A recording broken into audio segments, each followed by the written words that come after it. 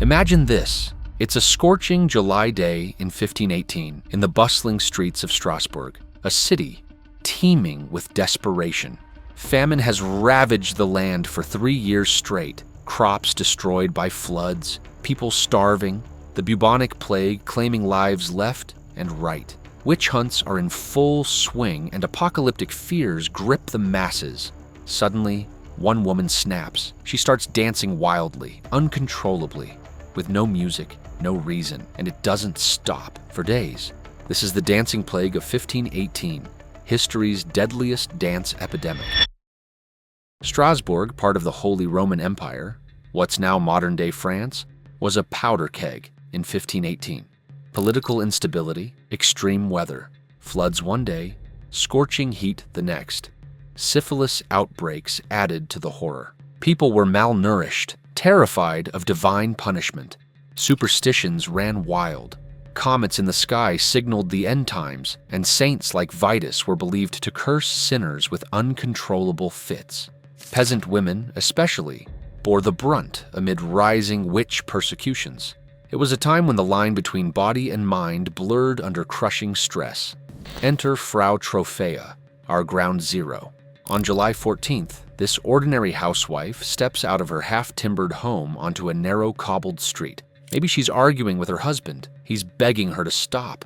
But no, she starts jerking, twisting, leaping in a frenzy, arms flailing, feet stomping, sweat pouring. No smile, just a vacant stare. She dances for 4 to 6 days straight, collapsing from exhaustion, but rising again. Her husband hauls her to a doctor, but nothing helps. Word spreads like wildfire. Hawkers, beggars, pilgrims watch in awe and horror. By the end of the week, over 30 people join her, mimicking the spasms. It's contagious chaos. But wait, it explodes.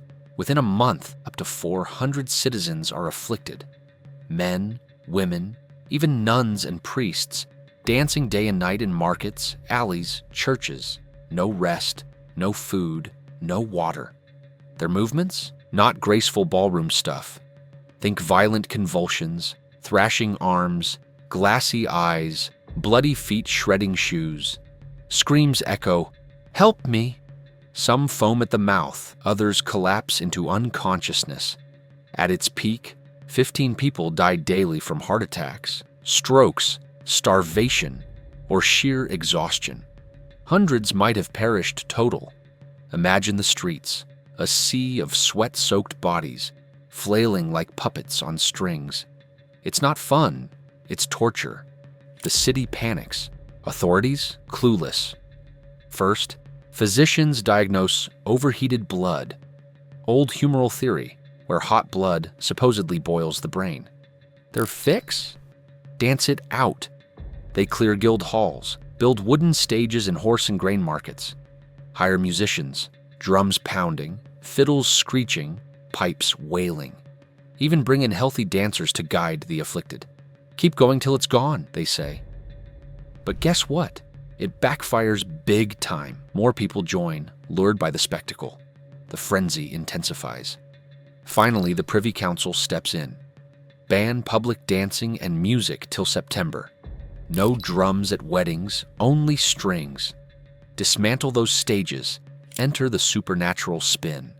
Clergy blames demonic possession or Saint Vitus's curse. He's the patron of dancers, but anger him and boom, choreomania. Victims believe it's divine punishment for sins or corrupted pagan festivals.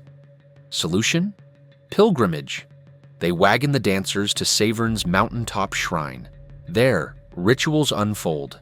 Red shoes sprinkled with holy water, crosses painted on soles, small crosses clutched in hands. Incense swirls, priests chant Latin incantations.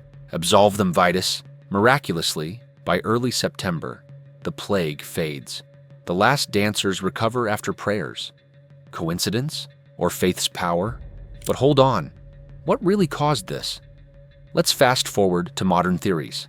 First up, ergot poisoning. Ergot fungus on rye bread produces ergotamine, like natural LSD. Hallucinations, convulsions, twitching. Sounds right. Floods made crops moldy, perfect conditions, even linked to the Salem witch trials. But historian John Waller debunks it hard. Ergot causes gangrene, restricts blood flow.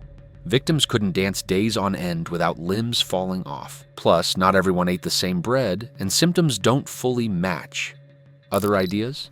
Encephalitis, epilepsy, typhus? Nope, they don't spark group dancing. Paracelsus, the famous alchemist who visited in 1526, called it chorea imaginativa, imagination fueled from rage or desires. He thought Frau Troffio faked it to spite her hubby, and others copied for attention. Wild, right? The top theory today: mass psychogenic illness, aka mass hysteria. Waller's book, A Time to Dance, A Time to Die, nails it. In a stressed-out society, famine, plagues, uprisings, people's minds crack. Precedent from earlier dancing plagues primed them. Belief in Saint Vitus made it contagious via suggestion. It's like a nocebo effect. Expect to dance uncontrollably, and you do. Modern parallels? The 1962 Tanganyika laughter epidemic, where giggles shut down schools, or trance states in stressed cultures. Trauma manifests physically when words fail. For Strasbourg's poor, dancing was a ritualized cry for help, a collective mourning amid apocalypse fears. This wasn't isolated. Dancing manias hit Europe from the 7th to 19th centuries. Think Tarantism in Italy. Spider bites cured by music. Art captured it. Peter Bruegel's paintings, engravings of flailing bodies. Today, it's pop culture gold.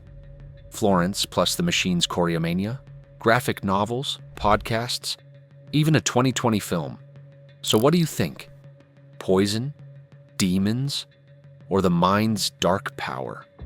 The Dancing Plague of 1518 shows how fragile we are under pressure. If this hooked you, smash subscribe for more obscure history dives, like Australia's emu war next. Drop your theories in the comments below. Share with a friend who loves weird facts. Thanks for watching. Now, try not to dance.